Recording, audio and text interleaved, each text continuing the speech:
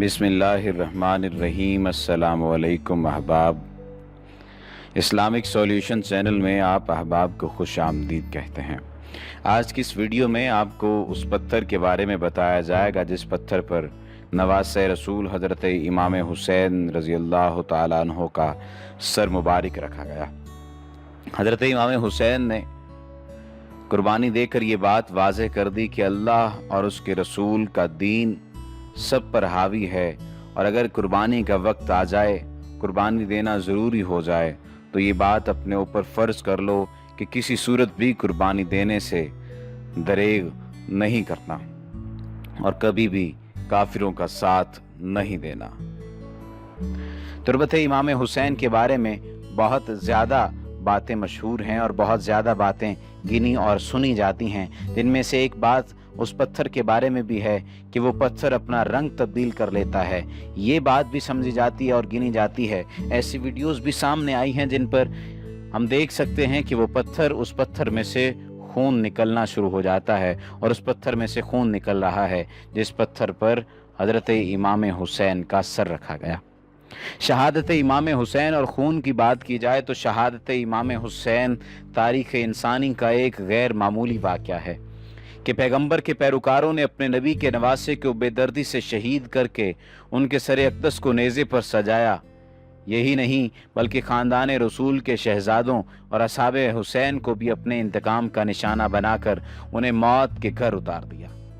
उनका जुर्म ये था कि वो एक फासिक और फाजिर की बैत करके दीन में तहरीफ करने के मुर्तकिब नहीं हुए थे। उन्होंने उसूलों पर बातिल के साथ समझौते और साफ इनकार कर दिया था। उन्होंने आमरियत और मलूकियत के आगे सर तस्लीम खम करने से इनकार कर दिया था। उन्होंने इंसान के बुनियादी हुकूक के गास्बों की हुकूमत की तौसीक करने की बुज़दिली नहीं दिखाई थी। हुसैन इब्न अली और उनके बाकी जानिसारों के खून से करबला की रेत ही सुर्ख नहीं हुई, बल्कि उस सुर्खी ने हर चीज़ को अपनी लपेट में ले लिया। और आज भी आप देख सकते हैं कि वो पत्थर खून के आंसू रोता नजर आता है। मुहद्दिसीन बयान करते हैं कि नवासे रसूल की शहादत के वक्त बैतुल मक़दस में जो पत्थर उठाया गया उसके नीचे से खून निकला। शहादत हुसैन के बाद मुल्क शाम में भी जिस पत्थर को हटाया गया उसके नीचे से खून का चश्मा उबल पड़ा। मुहद्दिसीन का कहना है कि शहादत हुसैन पर पहले आसमान सुर्ख हो गए, फिर स्याह हो गए, सितारे एक दूसरे से टकराने लगे। यूं लगता था जैसे कायनात टकरा कर ख़त्म हो जाएगी, यूं लगता था जैसे क़यामत कायम हो गई हो, दुनिया पर अंधेरा छा गया। इमाम तिबरानी ने अबू कबील से सनद हुसैन से रिवायत किया है कि जब सैयदना इमाम हुसैन को शहीद किया गया तो सूरज को शदीद गिरहन लग गए, हत्ता कि दोपहर के वक्त तारे नमूदार हो गए, यहाँ तक कि उन्हें इत्मीनान होने लगा कि रात है। इमाम तिबरानी ने मुजमुल कबीर में जमील बिन जैद से रिवायत की है कि उन्होंने कहा कि जब हज़रत इमाम हुसैन को शहीद किया गया तो आसमान सुर्ख हो गया। ईसा बिन हारिस अल-कंदी से मरवी है कि जब इमाम हुसैन को शहीद कर दिया गया तो हम 3 रात दिन तक ठहरे रहे। जब हम असर की नमाज पढ़ते तो हम दीवारों के किनारों से सूरज की तरफ देखते तो गोया जर्द रंग की चादरें महसूस होती, और हम सितारों की तरफ देखते तो उनमें से बाज से टकराते।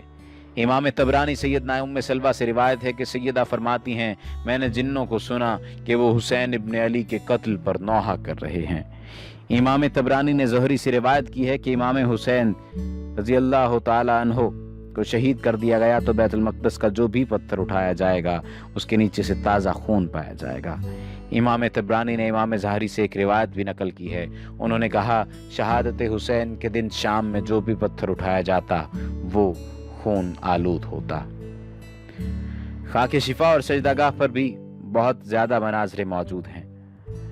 बहुत सारे लोग खाके शिफा के बारे में बात करते नज़र आते हैं।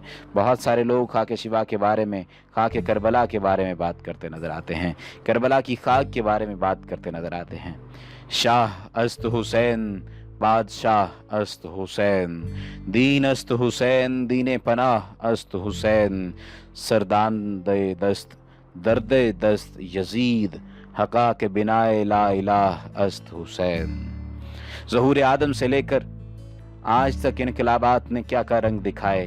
दिन भी आए, रातें भी आईं, खुशी भी आई और गम भी आया, ख़ज़ां भी आई और बहार भी, गुल भी और खार भी, مسرت بھی اور مسرت بھی، نہ جانے کتنے طوفان اٹھے، کتنی کشتیاں منظار کا شکار ہوئیں اور کتنی ہم کنارے ساحل، کتنے ساتھی بچھڑے اور کتنے ہم آگوش ہوئے، نہ جانے منزل پر پہنچنے والے کتنے تھے اور راہ گم کردہ کتنے، نرنگی فطرت نے کیا کچھ کیا، کیا کیا ہوا اور کیا کیا نہ ہوا، مگر آج تک اس گردش شام و سحر کے بیچ جتنے طوفان اٹھے، جتنے بھی گر اٹھے، جتنے بھی گھر اجڑے، کسی بھی حادثے پر اس شان سے اجتماع آہو فغاں نہ ہوا، اہتمام آہو فغاں نہ ہوا کہ آج بھی محرم کا سوز اور تب و تاب فضا کو سوگوار بنا دیتا ہے اور عالم اضطراب دلوں میں ہلچل مچا دیتا ہے۔ محرم کے پہلے عشرے میں سسکیوں کی دلدوز چیخیں گوش فلک کو سنائی دیتی ہیں اور ان کی صدائے باز گشت سے گنبد جہاں گونج اٹھتا ہے۔ غریب و سادہ و رنگی ہے داستان حرم، نہایت اس کی حسین، ابتدا ہے اسماعیل۔ حق و باطل، شیطانی روحی اور شیطانی و روحانی اور تاغوتی لاہوتی قوتیں ابتدائے آفرینش سے آپس میں ٹکراتی رہی ہیں۔ حضرت ابراہیم خلیل اللہ نے نمرود کے خود ساختہ پیر الوہیت کو تار تار کیا اور کبھی حضرت موسیٰ کلیم اللہ نے فرعون کو غرقاب نیل کر دیا۔ جب خلافت عظمیٰ بھی یزید کا تختہ مشق بن چکی تھی، آئین اسلام کی جگہ طوائف الملوکی اور آمریت خیمہ زن تھی، جوش جہاد کی جگہ کمزوری اور ناتوانی لے چکی تھی، ظلم و استبداد کے سامنے خوشامدانہ خاموشی، باطل قوتوں کے آگے مصلحت اور ارباب اختیار کے حضور میں قومی غیرت اور ملی حمیت سجدہ ریز تھی، اس وقت خونخوار بھیڑیا صفت یزید کے سامنے کلمہ حق کہنے والے وہی تھے جن کی رگوں میں ہاشمی خون دوڑ رہا تھا۔ ستیزہ کار رہا ہے ازل سے تا امروز، چراغ مصطفی سے شرار بولہبیت۔ اس وقت حسین سپہ سالار اسلام تھے، جو نواسہ مصطفیٰ ہے، جو جگر گوشہ شیر خدا ہے، جو نور عین زہرا ہے، جو برادر حسن مجتبیٰ ہے، جو راکب دوش حبیب کبریا ہے، جو برادر عباس وفا ہے، جو پیکر رشد و ہدا ہے، جو مجسمہ فکر و استغنا ہے، جو کشتہ خنجر تسلیم و رضا ہے، جو شہید کربلا ہے اور جس کا خون اسلام کی بقا ہے۔ قتل حسین اصل میں مرگ یزید ہے، اسلام زندہ ہوتا ہے ہر کربلا کے بعد۔ امام علی مقام علیہ السلام نے اپنے مخصوص اور اپنے مخلص جانثاروں کی مائیت میں باطل قوتوں کی خس و خاشاک بنا دیا اور کبر و نخوت سے اکڑی گردنیں خم ہو گئیں۔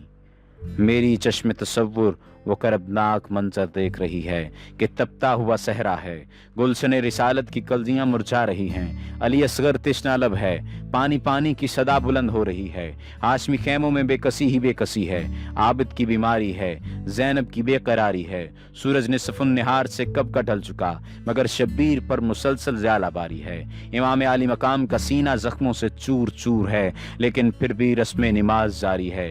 اے شبیر، تلواروں کے صاحب میں نماز ادا کرنا تیرا ہی کام تھا، تو نے وہ سجدہ کیا کہ ازل تا امروز ساکنان عرش و فرش کے لیے باعث رشک بن گیا، تو حاصل نماز ہے اور نماز کا ناز بھی۔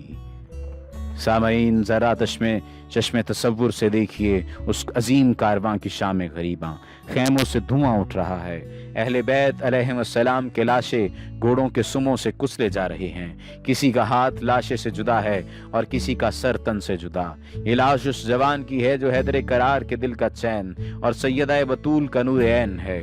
رہ گزارے کربلا کے ذرے ذرے نے اس جاں گزل منظر کو اپنی آنکھوں سے دیکھا، ریگزار کربلا کے ذرے ذرے نے اس جاں گسل منظر کو اپنی آنکھوں سے دیکھا، چرخ کچھ رفتار نے آنسو بہائے، بے رحم بادل کی ہچکیاں بن گئیں، چشم کوہ سے نالے پھوٹے، ہوائیں اشک بہانے لگیں، فضائیں بلبلانے لگیں، دریاؤں کی روانی تھم گئی، پھولوں سے خوشبو اڑ گئی، ستاروں میں روشنی نہ رہی، قوس قزح سے رنگینی چھن گئی، چاند نے سیاہ قبا پہنی، طائران گلچن نے اہتمام آزاری کیا، اندلیوان چمن نے انتظام عزاداری کیا، جناب انگشت بندنداں انسان حیران و پشیمان، خورشید نوحہ کنا، حجرہ و شجر ہراساں، بہاریں چاک گریباں، فرشتے رنجیدہ اور حوریں سنجیدہ، گویا نظام فطرت میں زلزلہ آ گیا۔ آج بھی کائنات رنگ و بو کا ذرہ ذرہ زبان حال میں رتب اللساں ہے۔ اے کربلا کی خاک، تو اس احسان کو نہ بھول، تڑپی ہے تجھ پہ لاشہ جگرے گوشہ بطول، مظلوم کے لہو سے تیری پیاس بجھ گئی، سیراب کر گیا تجھے خونے رگے رسول.